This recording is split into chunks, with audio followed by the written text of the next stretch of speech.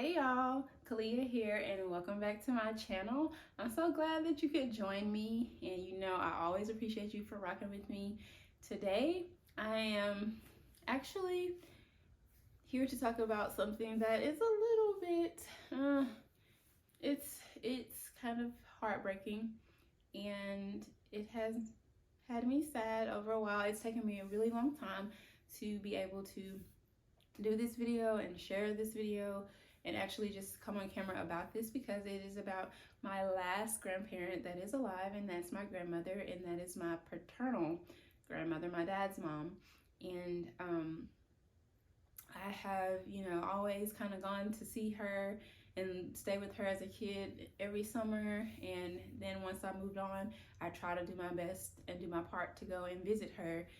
And March of this year, 2022, she had a stroke. It was about the first week of March, and this was right before her 95th birthday. So the stroke was a very severe stroke, and she was hospitalized in Texarkana at the local hospital there.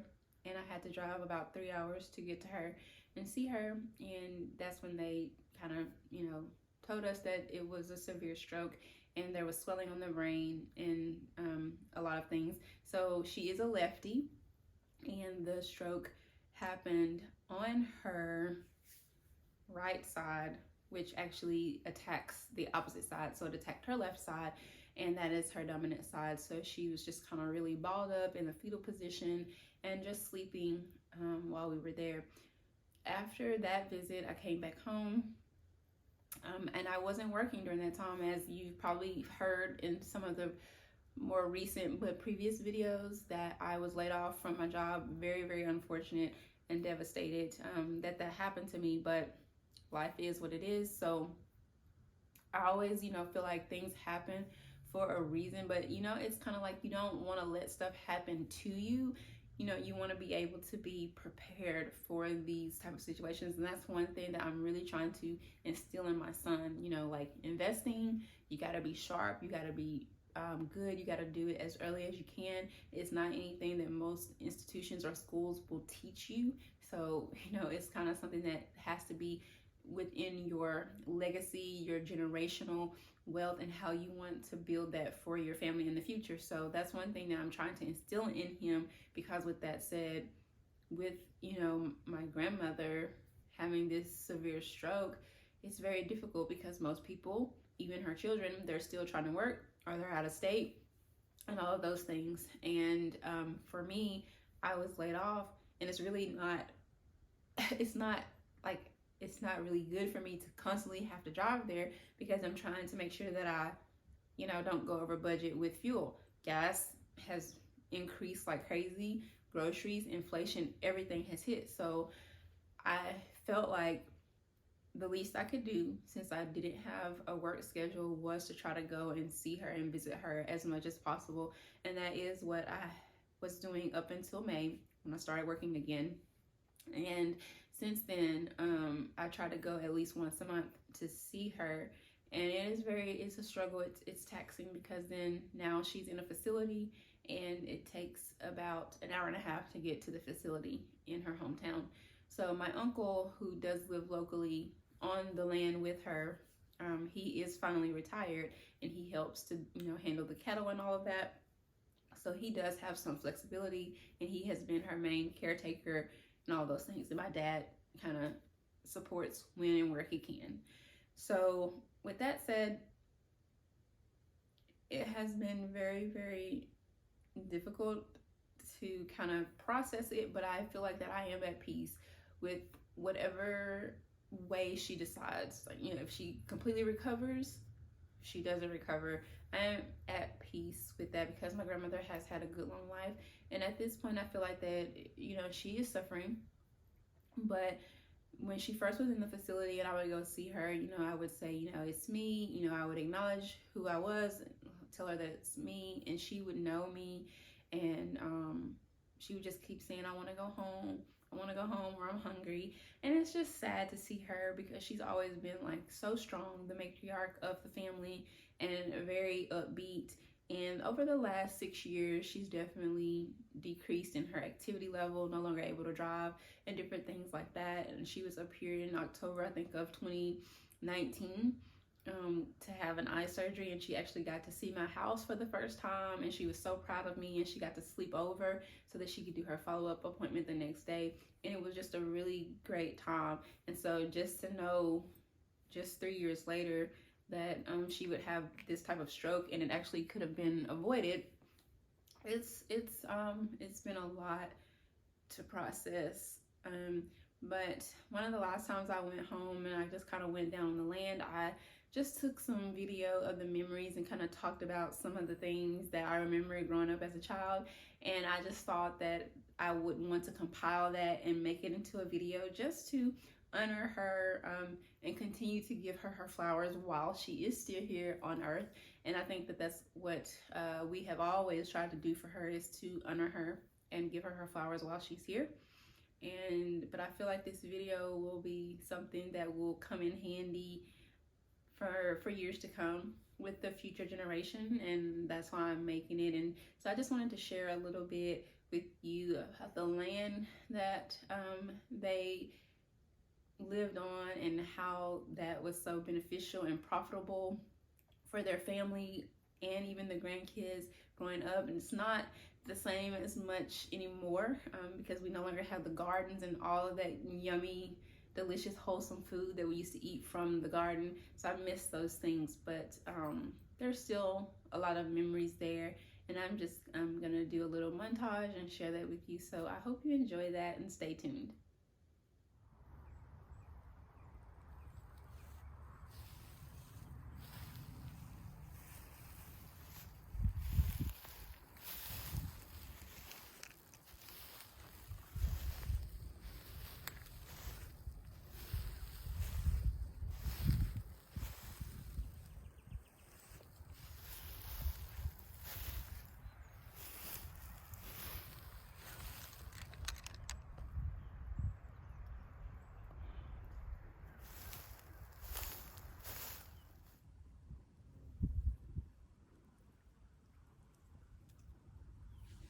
Kitty.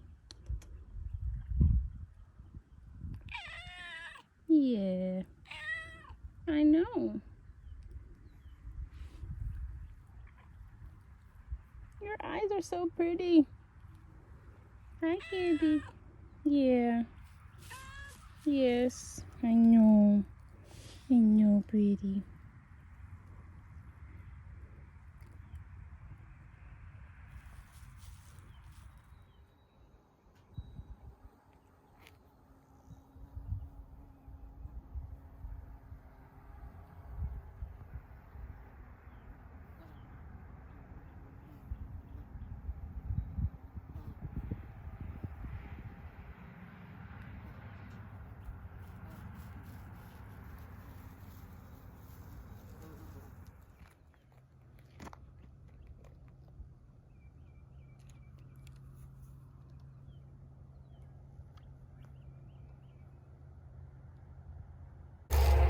The moment my son has been waiting for.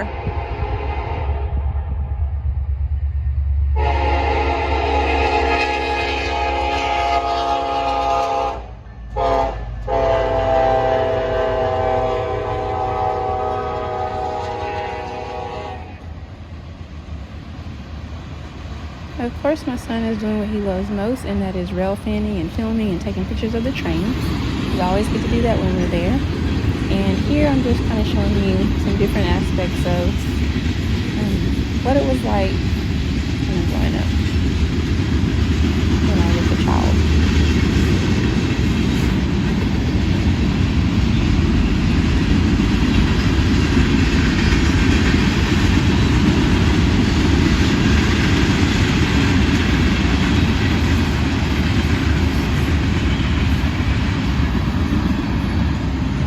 This here is a Ford truck owned by my dad, who at some point got it down to his parents' land so that it could just sit up to rest. I don't know if he was trying to repair it and it just never happened, but that's what that is. So many memories on this John Deere riding lawnmower. This was the first ever riding lawnmower I ever experienced, and got to mow the lawn every summer when I would be here with my grandparents. So I know this is over 30 years old, if I'm not mistaken. Yeah, right at 30 years old. That's why I want a John Deere so bad one day. It's legacy. It's just history. So cool. You can get over the barbed wire fence, which has always been a staple as long as I can remember. You can get over to another aspect of the land and more tractors and equipment. But this truck, it just brings back so many memories. This is how we would get to and from town every time we would go, and we would get groceries with Granddad. And as you can tell, pretty much Ford family. They love Fords. But this was the truck of all trucks, and I get tickled even when I think about it because this truck could start without the key. And so you can only imagine what some of the elder cousins got into trying to take off in this truck. But this was like the staple, the first truck that I ever knew and rode in and remember as a child growing up. And then back through there is just a whole plethora of land and ponds and cattle and things to see. I hadn't been back here in well over 20 plus years. So yeah, just love me. Oh, she's so cute. She crossed all the way from my uncle's place to come and find me over at grandma's. She's so cute. She's so cute. She's so cute.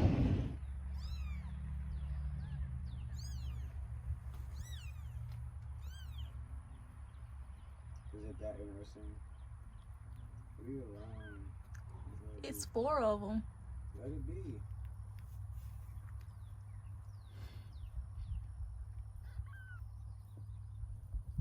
Go ahead. Straight on the walk.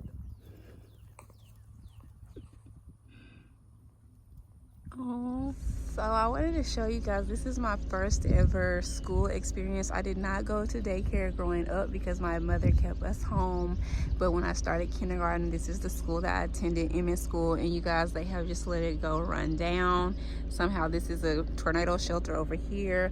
This gymnasium was actually built after I graduated and moved on. And then shortly after that, the school completely shut down. So I feel like that was such a waste of funds, but it happened. So I think they combined with another small town local school, but this is Emmett, and this school included all grades K through 12. We were not separated.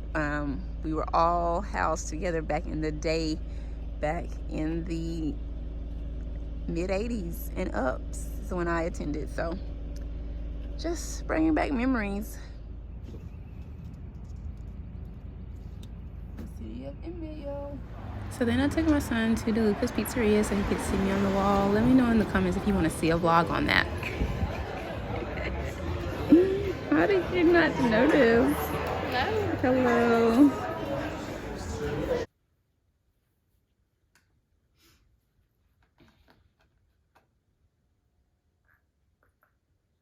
Alright guys, I hope that you enjoyed that. I had to take a little sip because I'm trying not to get so sad and choke up, but you know, our grandparents, they mean so much usually, and everything has not been perfect in our family dynamic, I will say that, but at the end of the day, that is my grandmother, and I've always done the best that I could to honor her no matter what was going on around us. You know, I just put the blockers on, and I've always made it my duty to honor her. And like I said, she's my last grandparent alive, and you know, a lot of people can't say that, but I can say to this moment of November 2022. My grandmother is still breathing.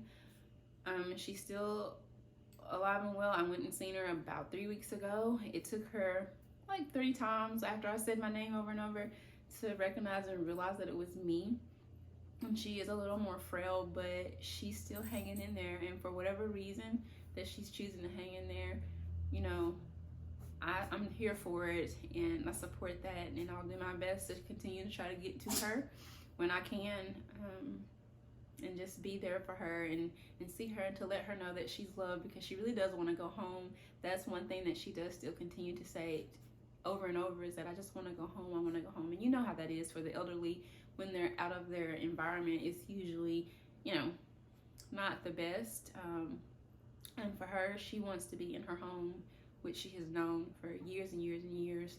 So just continue to keep me in your thoughts, and if you pray, send good vibes, good thoughts. I appreciate that too.